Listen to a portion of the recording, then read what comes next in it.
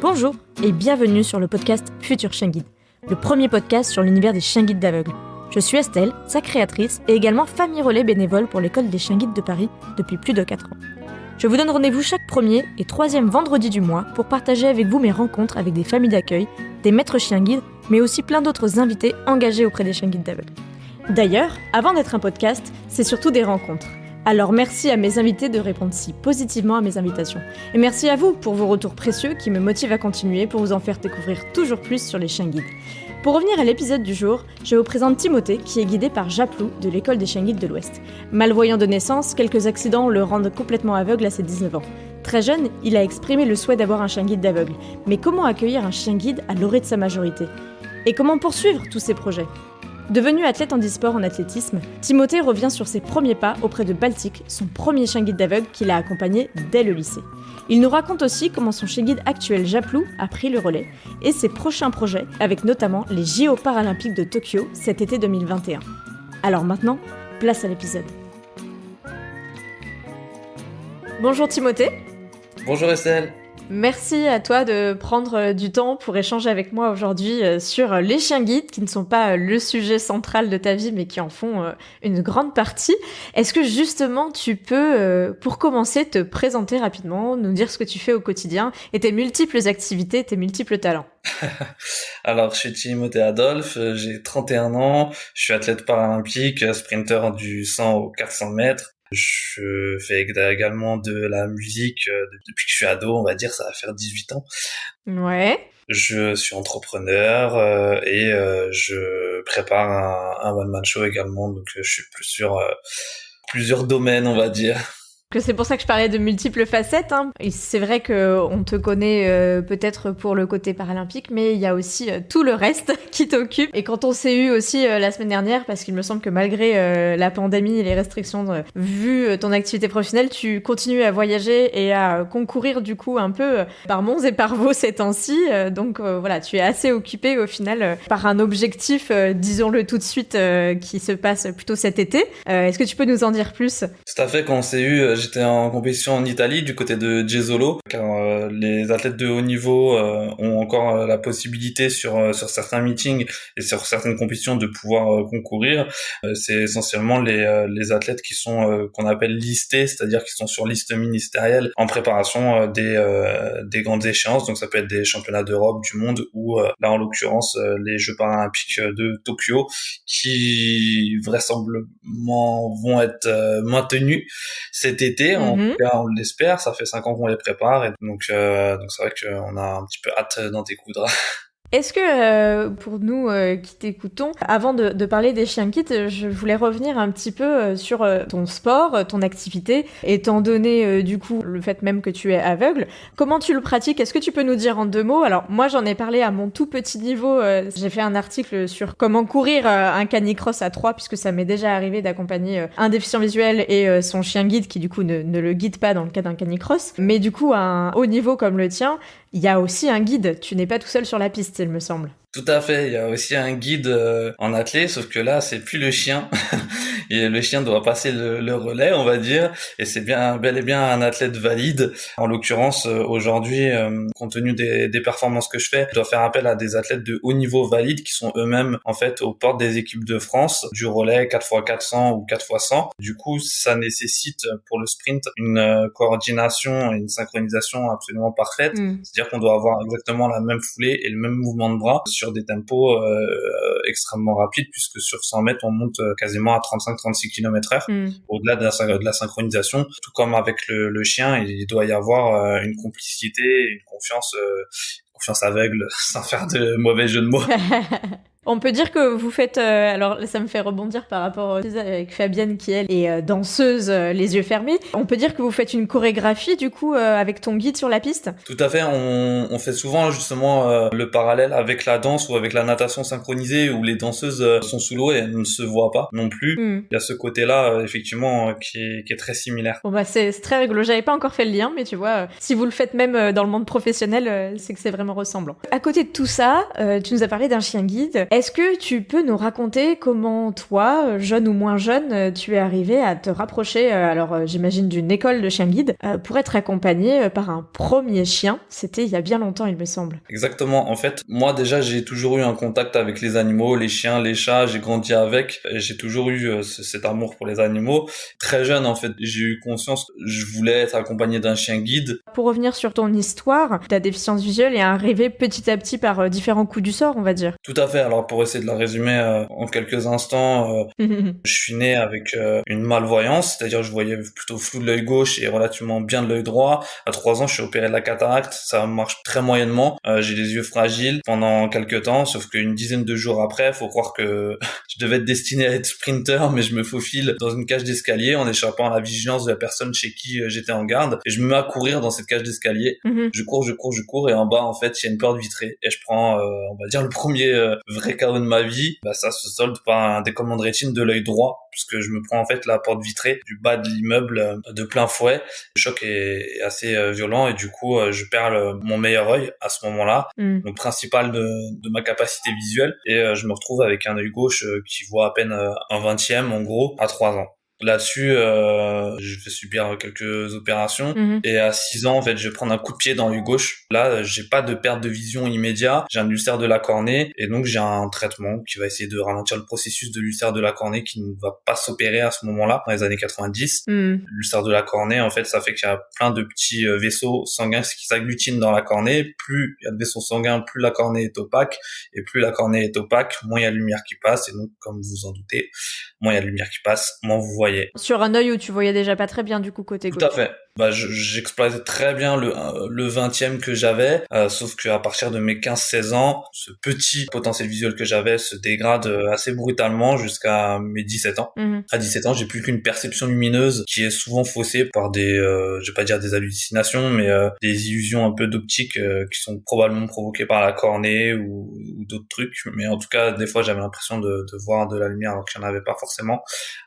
C'est le game over à mes 19 ans, vu que, comme je te disais tout à l'heure, je fais de la musique en parallèle de toutes mes activités. Je descends de scène après une presta et il y a un très très léger mouvement de foule, mais suffisamment pour que je prenne un coup sur l'œil gauche. Alors absolument pas fort, pas volontaire, très très faible, mais l'œil est tellement fragilisé en fait que c'est suffisant pour faire un décollement de rétine de l'œil gauche. Puis là c'est le début d'autre chose, on va dire.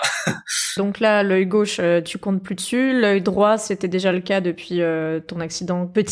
Depuis mes 3 ans. Voilà, donc comment ça s'est passé pour toi à ce moment-là? En fait, ce qui a été très compliqué, c'est qu'au début, les médecins me disaient c'est de la tension, parce que j'avais un glaucome congénital à l'œil gauche, et j'avais beau leur dire non, je connais la douleur de la tension, et ce n'est pas ça, et j'en suis sûr. On me disait si, c'est de la tension et ça, et en fait, ça a duré pendant plus d'1 mois. C'est en revoyant une ophtalmo qui m'avait suivi un peu plus jeune, qui me dit, écoute, j'ai pas le matos qu'il faut, mais j'ai l'impression de voir du sang au fond de l'œil, donc je te fais une recommandation pour que tu puisses être vu à l'Hôtel Dieu. Je suis vu à l'Hôtel Dieu en urgence. Effectivement, en fait, j'avais une hémorragie dans l'œil. D'accord. Et c'est des choses que d'autres médecins n'avaient pas voulu voir.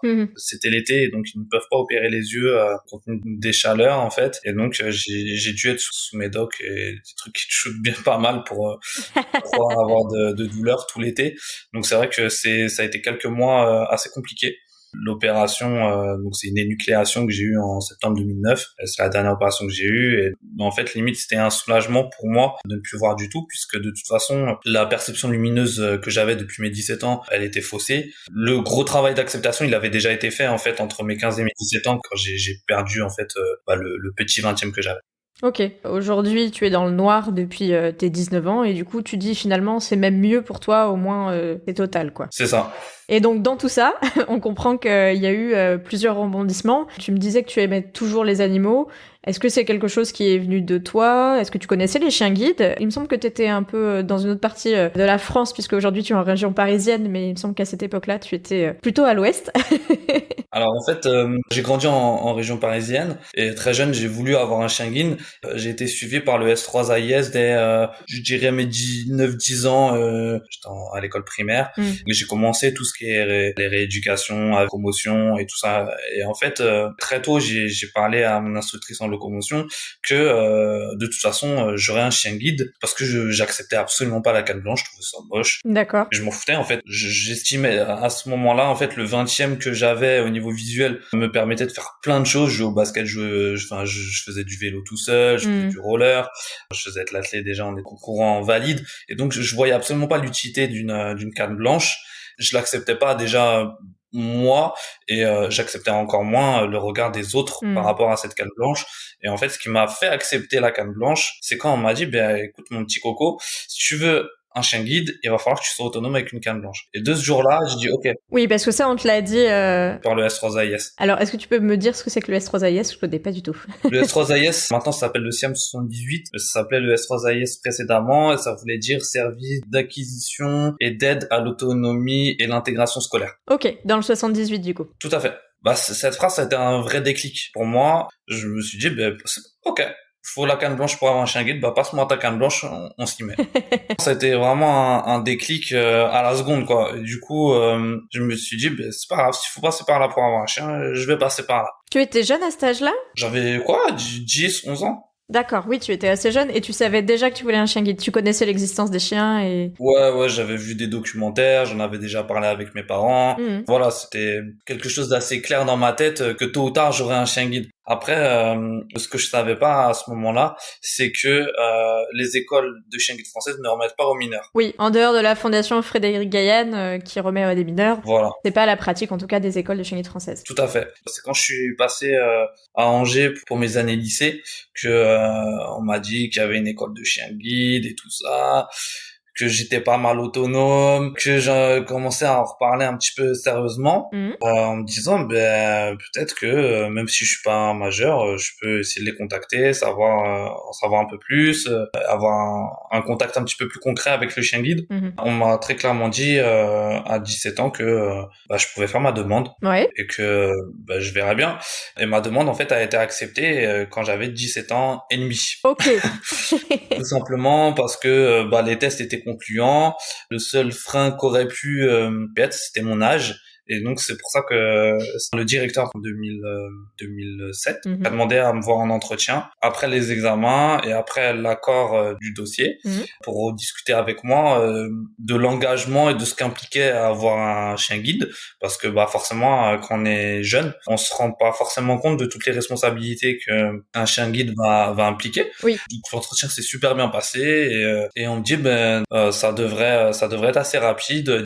Et en fait, 2 jours plus tard, j'ai l'éducateur de l'école d'Angers qui m'appelle et qui me dit qu'il a un chien à me présenter, quand est-ce qu'il peut me voir. Ok, direct. Il me présente Baltic le 21 juin 2007. Alors, il te présente Baltic, c'est un Golden Retriever, c'est ça ? C'est ça, un grand Golden tout blanc. Pour la petite anecdote, j'avais eu Balzac, son frère, en test lors des 2 jours d'examen. Donc là, tu te retrouves avec Baltic, qui t'est confié du coup en 2007, à peine 18 ans en fait. C'est ça, j'avais pas encore mes 18 ans parce que c'était en juin 2007 et moi je suis de fin d'année, je suis du 29 décembre. On me le présente en juin, la remise a lieu fin octobre. Toi, tu es étudiant à cette époque-là à Angers. Je suis un lycéen, je chamboule un peu tout parce que j'étais en internat, donc il a fallu faire accepter ça en internat. Ils n'avaient jamais eu le cas, donc ça pose un petit peu question. Au lycée, c'était pareil.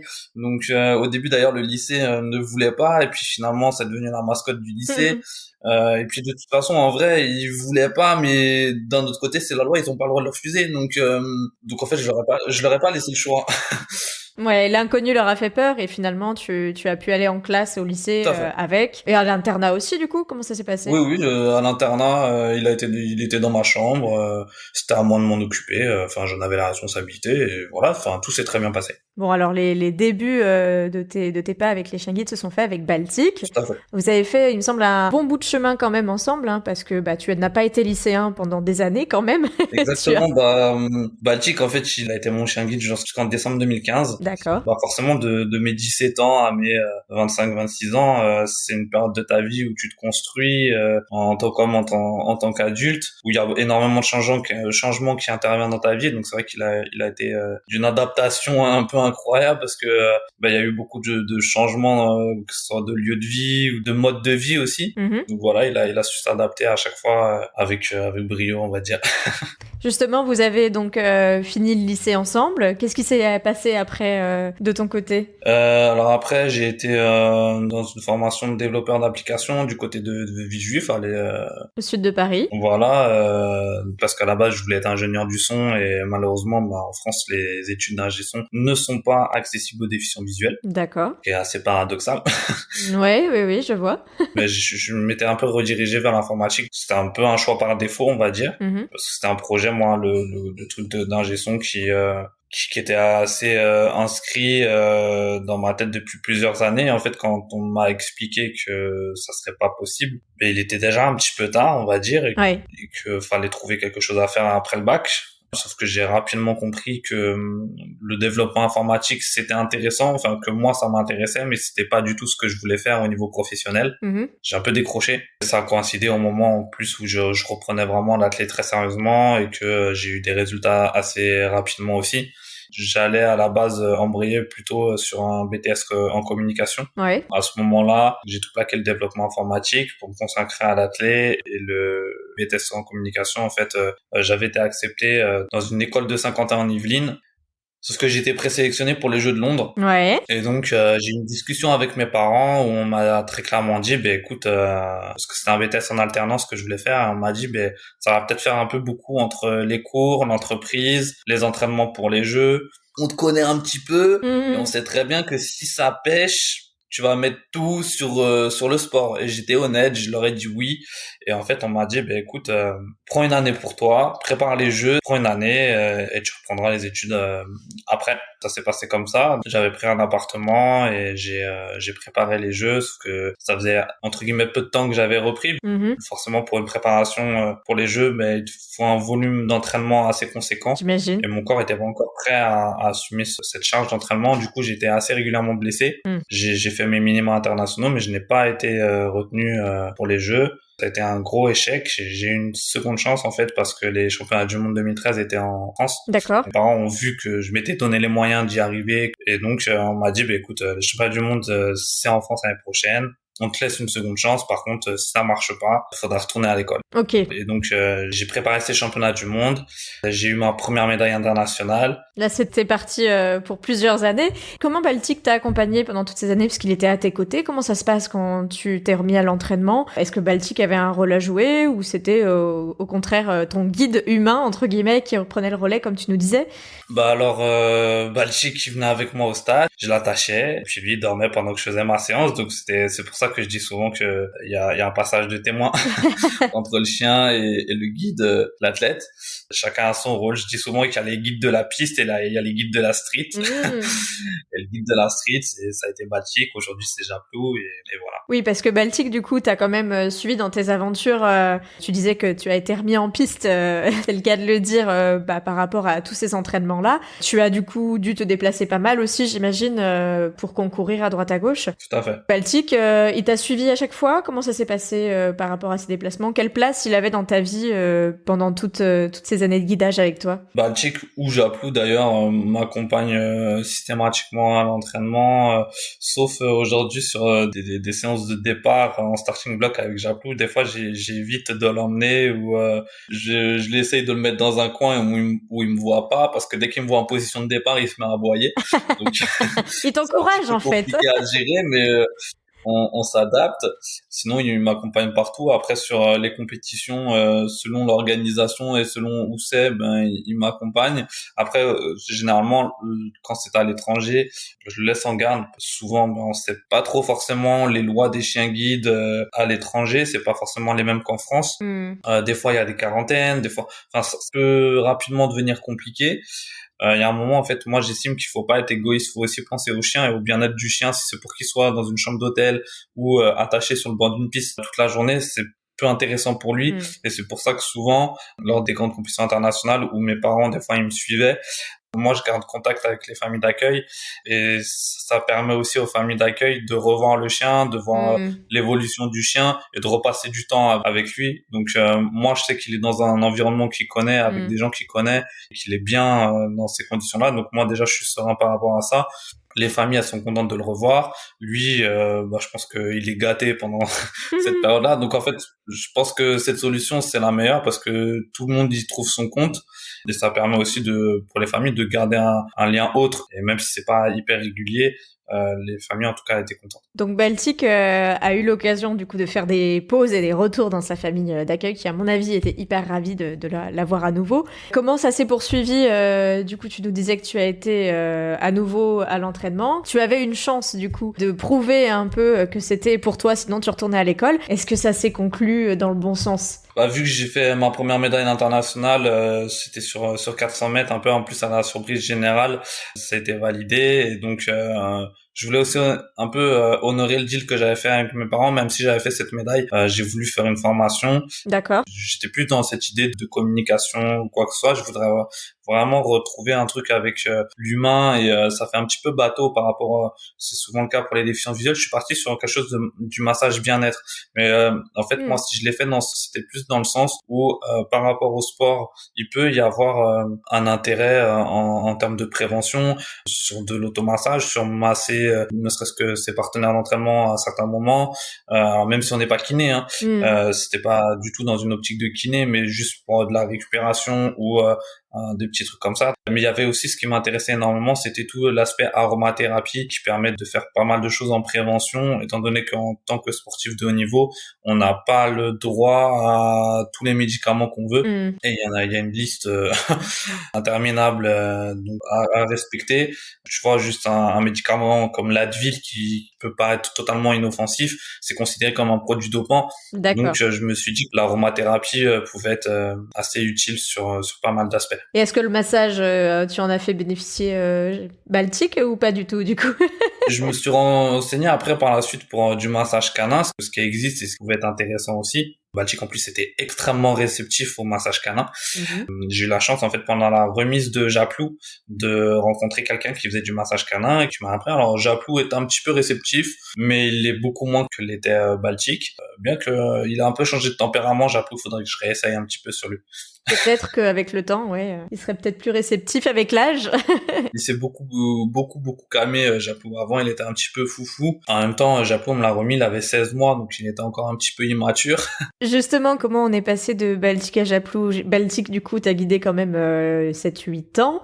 C'était, du coup, l'heure de la retraite pour lui, c'est ça? C'est ça. Mais en fait, Baltic, j'ai rapidement vu, moi, qu'il fallait le mettre à la retraite. Ok. Parce que c'était un chien qui était très volontaire, qui aimait guider, qui a beaucoup travaillé, parce que je me suis beaucoup déplacé. Il avait pas mal de kilomètres au compteur. Du coup, c'est vrai que il a fatigué assez rapidement, Baltic. Dès ses 8 ans, je sentais que le rythme de marche commençait à ralentir. Donc, il y a un moment, on s'adapte à son chien parce que on a envie que ça dure. Et il y a un moment, en fait, on voit très rapidement la fatigue qui arrive, des erreurs de guidage qui sont provoquées par la fatigue. Et je commence à m'apercevoir de ça avec Baltic. Il y a un moment, en fait, faut respecter aussi le chien.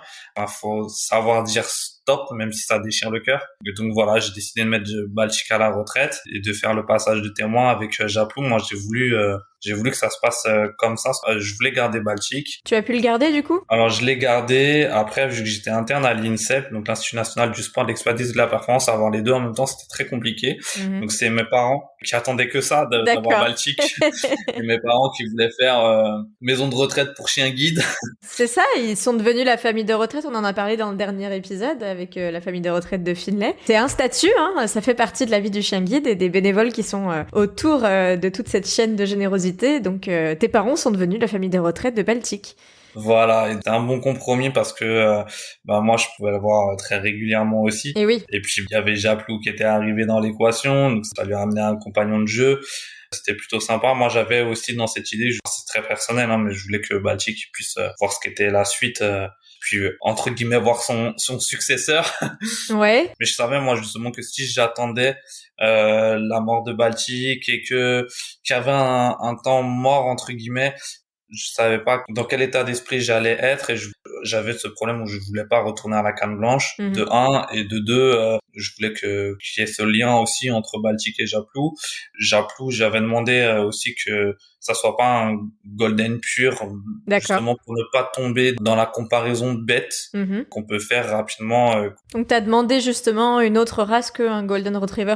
À la base, j'avais demandé un berger allemand pur, et en fait, on m'a dit qu'il y avait un croisement. On m'a présenté Japlou, il y a eu un feeling assez rapidement. Alors c'est curieux ça parce que je crois que j'avais encore jamais entendu parler, bon à part les magnifiques photos que j'ai déjà vues depuis longtemps de Japlou. Japlou c'est donc un chien qui vient de l'école de chien guide de l'Ouest, de Angers aussi. Ouais. Et c'est un croisement, tu nous dis, entre un Golden Retriever et un berger allemand. Tout à fait. C'est pour ça que alors on mettra des photos sur le blog, ça donne une stature assez grande et en même temps, enfin moi j'ai l'impression un museau un peu de nounours quoi, parce que il est costaud quand même, mais au final il est tout doux et il a pas ces grandes oreilles de berger allemand, il les a pas gardées du berger allemand en tout cas. Tout à fait. En fait, il a un bon gabarit, il fait 38 kilos, Japlou. Il a le poil et les couleurs du berger, mais il a beaucoup la tête et les oreilles effectivement du golden. Oui, c'est impressionnant à voir et du coup ça donne vraiment un croisement assez original. Donc toi, quand on te l'a présenté, alors à la place d'un berger allemand, t'as bien dû sentir et voir que c'était pas la même chose, j'imagine. Effectivement, aux oreilles, je me suis dit merde, où est passé le berger? On m'avait dit tout de suite que c'était un croisement et tout ça, et en plus j'avais croisé Japlou. Mhm. Il avait 10 mois. Il rentrait tout juste en éducation pur chien guide Mhm. en avril 2015, si je te dis pas de bêtises. C'était lors des 40 ans de l'école d'Angers. Je l'avais croisé à ce moment-là et il y avait déjà eu un bon feeling. Et en fait, au mois de juillet, parce que j'avais déjà fait mon dossier de renouvellement, parce que je savais que Baltic allait être à la retraite prochainement, donc on avait bien anticipé le coup. Et en fait, au mois de juillet, on m'a appelé, on m'a dit qu'on avait un chien à me proposer et que je le connaissais déjà. D'accord. Je dis j'ai peut-être ma petite idée, et on me dit bon, tu penses à qui? Et j'ai dit possible que ce soit Japlou. On m'a confirmé que c'était bien lui, donc voilà, ça a matché assez rapidement. Ouais, le feeling que t'avais eu en le croisant une première fois était resté intact. C'est ça. Et donc Japlou, c'est vrai que quand on lit des choses sur ton histoire de sportif, sur ta carrière de sportif, on entend souvent parler de Japlou parce que le nom aussi fait assez écho en fait à tout ce qui est de l'athlétisme, même si c'est dans un autre sport. L'origine de ce nom Japlou, pour ceux qui connaissent pas, est-ce que tu peux nous le résumer en quelques mots? C'est celui d'un cheval champion olympique en 88 et qui présente plusieurs points similaires avec mon parcours. En fait, c'était le cheval de Pierre Durand qui fait les Jeux Olympiques de 84 à Los Angeles. Et en finale, Japlou fait un refus d'obstacle. Ils sont donc disqualifiés. Comme moi en 2016, où les premiers jeux sont une vraie catastrophe, parce que je me blesse à l'épaule en demi-finale du 100 mètres, et donc malgré tout, je finis ma course, mais je passe pas en finale pour un millième. Et je vais en demi-finale sur 400 mètres en étant strappé à l'épaule. J'ai pas accepté de ne pas courir, donc je gagne en plus ma demi-finale, on me disqualifie pour un pied sur l'intérieur de la ligne de mon cou. Donc je me dis que les jeux suivants, si la logique est respectée, vu que Japlou est champion olympique en 88, peut-être qu'en 2021, si je suis digne de Japlou, il y aura peut-être une médaille d'or à Tokyo. On te le souhaite de toute façon, mais c'est vrai que l'écho et le parallèle que peuvent faire certains grands sportifs entre le nom de Japlou et son arrivée dans ta vie ont pu faire sourire à plus d'une fois et on espère en tout cas que 2021 sera aussi réussi que 88 pour Japlou. Du coup, on dit qu'il est grand, tu nous as dit que Baltic était grand, toi tu es assez costaud aussi j'imagine, et quand on te voit, il faut bien des grands chiens à tes côtés quand même, puisqu'on est quand même dans le rôle du guidage, donc il faut pas te baisser, il faut bien pouvoir être guidé par ces chiens-là. Comment ça s'est passé les premiers temps avec Japlou? Du coup, il y a eu un passage de relais par rapport à Baltic, tu les as présentés l'un à l'autre? Je les ai présentés l'un à l'autre, et en fait ce qui est très déstabilisant, c'est de passer d'un chien avec qui on a énormément d'automatisme. Il n'y a plus besoin de parler à certains moments, qui connaît toutes nos habitudes, qui connaît le moindre petit mouvement qu'on va donner au harnais, qui va comprendre tout ça. Un chien en fait qui nous connaît pas et qui va pas comprendre tous ces codes-là, et donc de commencer à reconstruire une autre relation, de reprendre des nouvelles habitudes, c'est très très déstabilisant, et on sait que ça va pas être pareil. Je pense qu'on en prend vraiment conscience au moment où on le vit, on s'attend pas à reconstruire autant de choses. Mais c'est très enrichissant parce que même s'il y a des moments où, entre guillemets, ça peut être frustrant, à d'autres, c'est hyper enrichissant parce que on s'aperçoit vraiment que chaque chien est différent, que chaque chien va avoir ses réactions. Ça peut être très surprenant et très enrichissant aussi à la fois. Oui, Keren nous disait, en passant aussi de son premier à son deuxième chien, qu'elle avait eu l'impression de revenir au CP. Cette impression de se dire, bah c'est bon, maintenant c'est le deuxième, je sais comment ça fonctionne, et en fait de retourner dans de la découverte parce que ils sont pas du tout tous pareils, même s'ils ont tous la même formation. Chacun a son caractère. En tout cas, je vois que ça a été la même chose pour toi, mais je doute que vous avez quand même su construire quelque chose de très beau depuis 2016 avec Japlou, du coup. Tout à fait. Et qu'il te suit tout autant que le faisait Baltic. Malheureusement, Baltic est décédé en 2017, donc il n'a pas eu une retraite très très longue d'après pneumothorax foudroyant. D'accord. Malheureusement, on n'a pas pu faire grand-chose. Ça a été très difficile pour moi parce que j'ai pas eu l'occasion de lui dire au revoir. Ça a été un peu un traumatisme, ça a été très difficile à vivre. Tu étais loin géographiquement à ce moment-là, c'est ça? Moi, j'étais à l'INSEP, mes parents étaient du côté de Dreux, donc c'est pas forcément très loin. J'étais à une heure et demie. Le délai était trop court. En fait, le mardi soir, il jouait encore avec mon père, et le mercredi matin, il semblait pas être trop dans son assiette. Il a pas voulu manger. C'est la seule fois de sa vie où il a pas voulu manger. Il a respecté son étiquette de golden gourmand. J'avais toujours dit de toute façon que le jour où Baltic ne voudrait pas manger, il y aurait un sérieux problème. Ça l'a confirmé, en fait. Il bougeait pas son tapis. Mes parents m'ont appelé juste pour me dire apparemment Baltic est pas très en forme, on va l'emmener chez le véto, on a rendez-vous tout à l'heure, mais voilà, on t'appelle juste pour te prévenir. Et en fait, en une heure de temps, son état s'est dégradé. Juste après ce coup de fil, moi je les avais rappelés en leur disant mais vous êtes sûr, ça va aller, s'il faut, moi j'arrive, je prends un train, j'arrive. Et on m'a dit non, t'inquiète pas, il est un peu patraque, mais il y a rien quoi. Et en fait, en une heure de temps, il se portait plus sur ses pattes, les babines étaient toutes blanches. Donc le sang circulait plus vraiment, donc ils sont arrivés chez le véto et ils m'ont dit on te tient au courant. Et en fait le véto, ils me l'ont passé au téléphone. Il m'a dit on va faire une radio, mais là il est en train de partir. D'accord. Et on voit dans ses yeux qu'il est plus trop là. La radio a révélé une tumeur sous-jacente au niveau du poumon qui a explosé.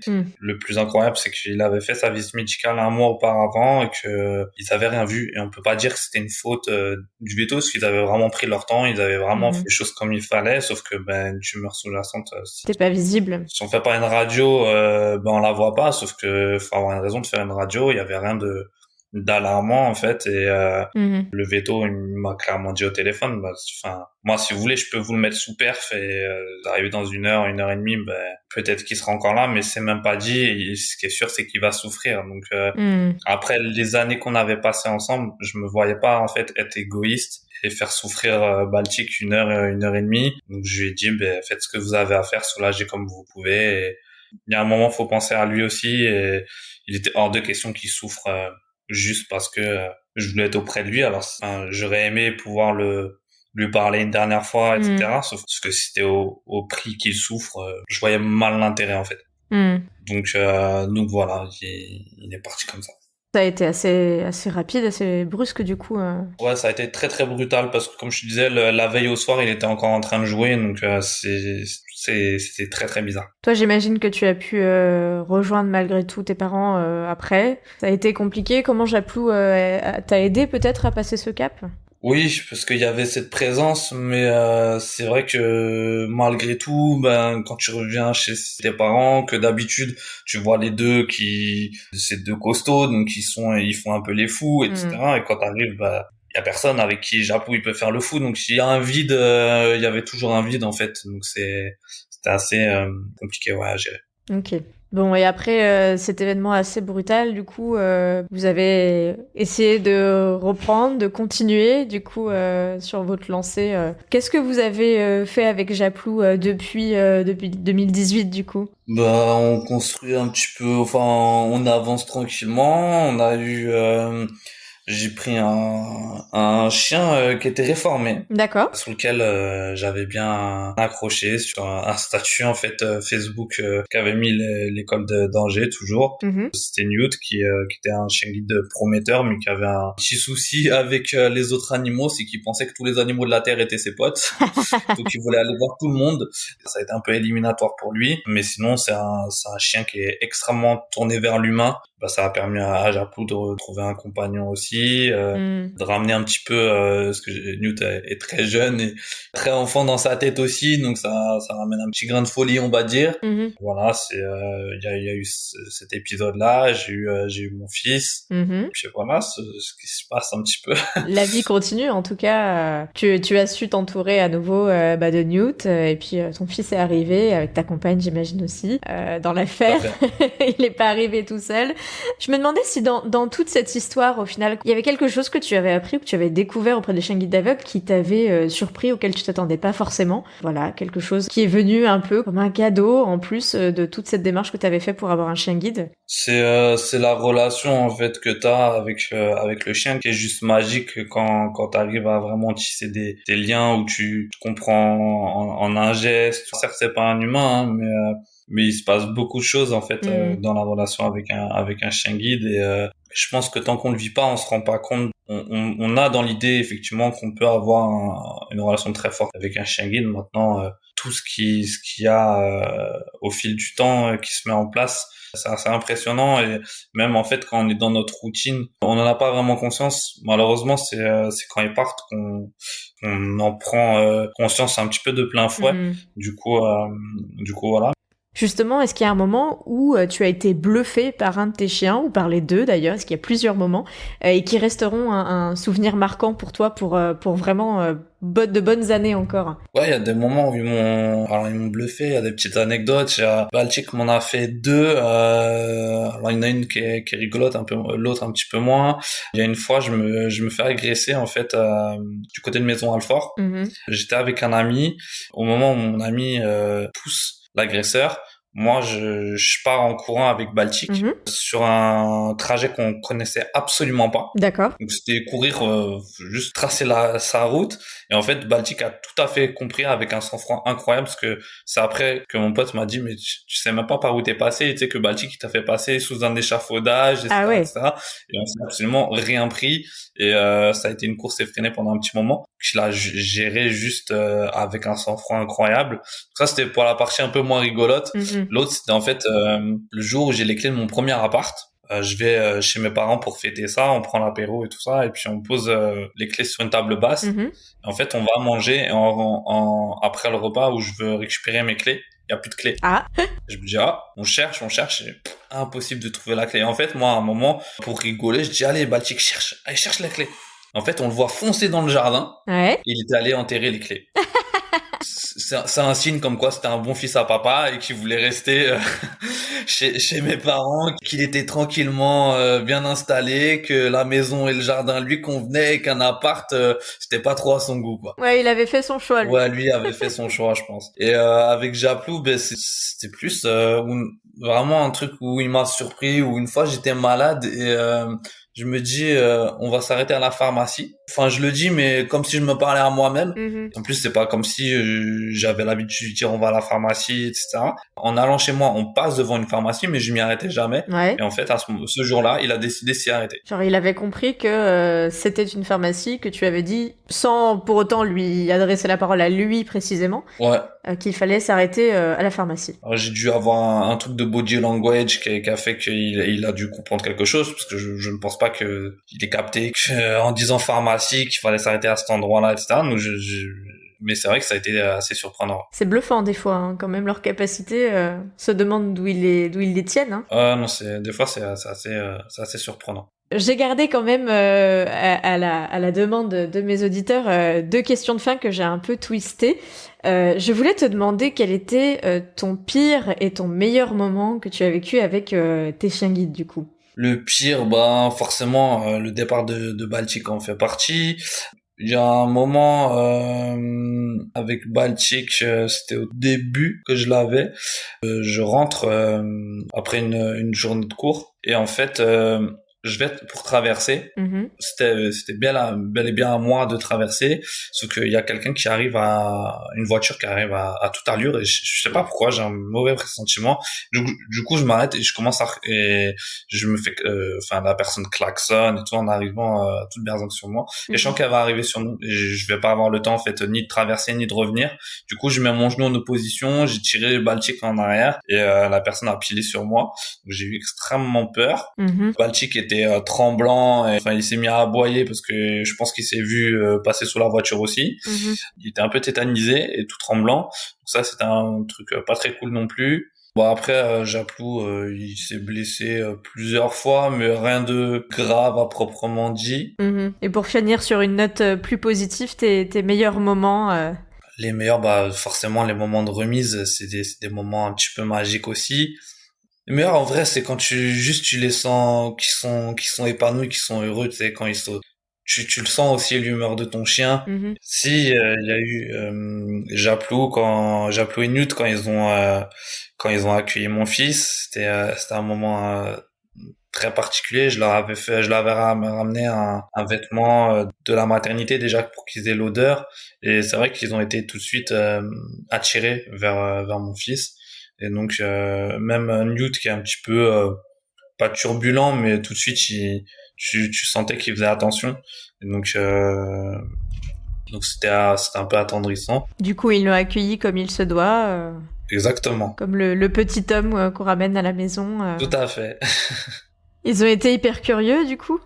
Ouais, ça par contre il y avait beaucoup de curiosité.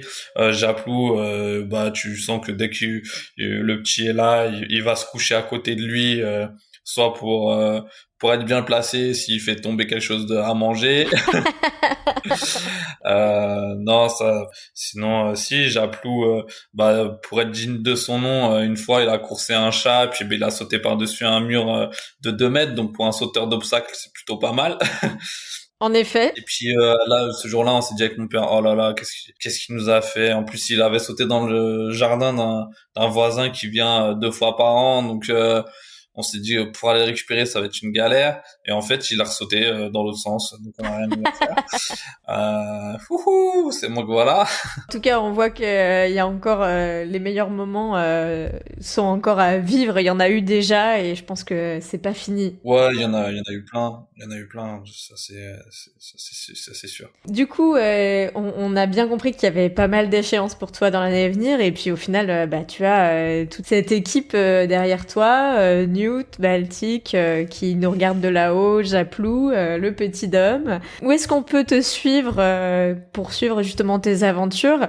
Est-ce que y a un endroit en particulier sur les réseaux sociaux où tu es plus actif? Quel est ton conseil? Facebook, Twitter, Instagram essentiellement.